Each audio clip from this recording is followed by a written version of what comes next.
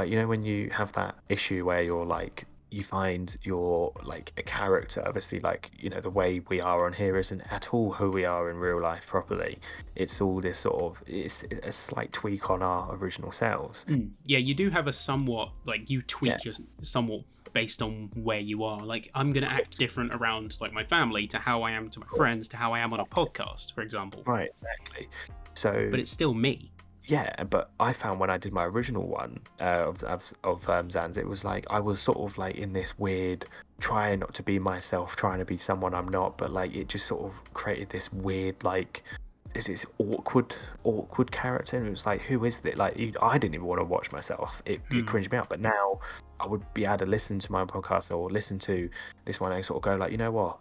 It's just like listening to a conversation I've already had with someone. You know, it's not awkward, but originally it was very awkward because I didn't want to be myself, but I did not want to be this character. So it was it was a mess. And that's because I didn't know what I was doing. Yeah. And you find that a lot you can find that a lot once the camera's on you. Once you're in that mode, you just don't act like yourself, and it's like, hold on, you need to remain that balance. You need to find that, if that makes sense. Like as you say, you're different around your parents, different around the podcast, different around your work friends to your outside friends, but you sort of keep it the same in a way. You know, you not have like a personality crisis mid. Which personality am I going to pick today? But you know what I do hate though? You know what annoys me? It's like if you had a guest on a YouTube video, or if you had a guest on a podcast, they're usually chill with you.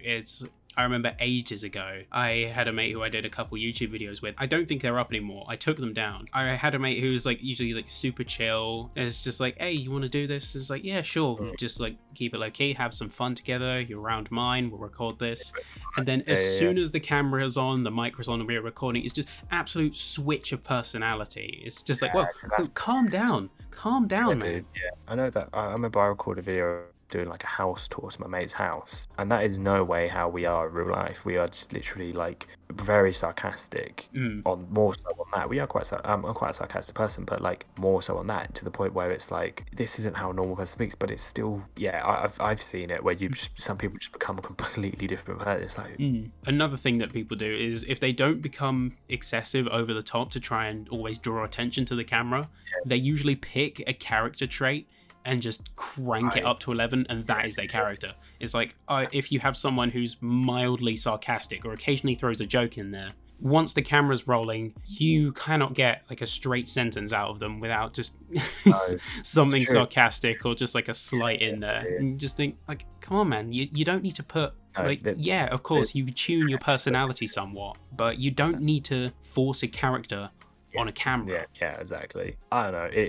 It's nice to know that people want to listen to you just being yourself in a way, and not like a character, because that's, you know, if you want to be a character, there's a time you are a character. You have to be, you know, but the podcast, that's not the time for it, because people don't tune in to listen to Peter Griffin, you know, unless it's a Peter. That's one of the things that I've certainly found solace with in terms of when I've been live streaming, when I did that for a while. Now that college has eased up. But now one of the biggest things for me when I was live streaming is that it was so confidence inspiring when I realized that to an extent you do play up. Like, you play into the hype a little bit. If there's hype moments, you're going to get excited. You'll like bounce in your chair. You'll get in the moment. But for the most part, it's so confidence inspiring. And that's why I fully support like any of my friends who decide to start streaming, is because people watch you for you.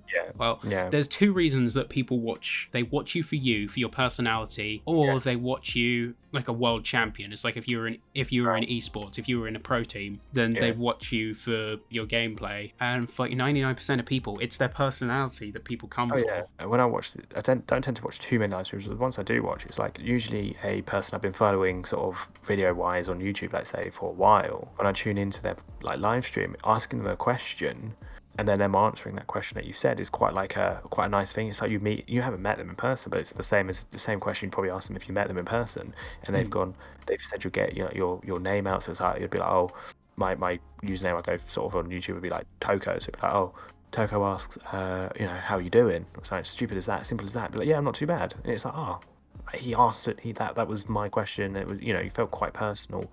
And that's what I like about the stream, is like, it's live, it's ready, it's there and then.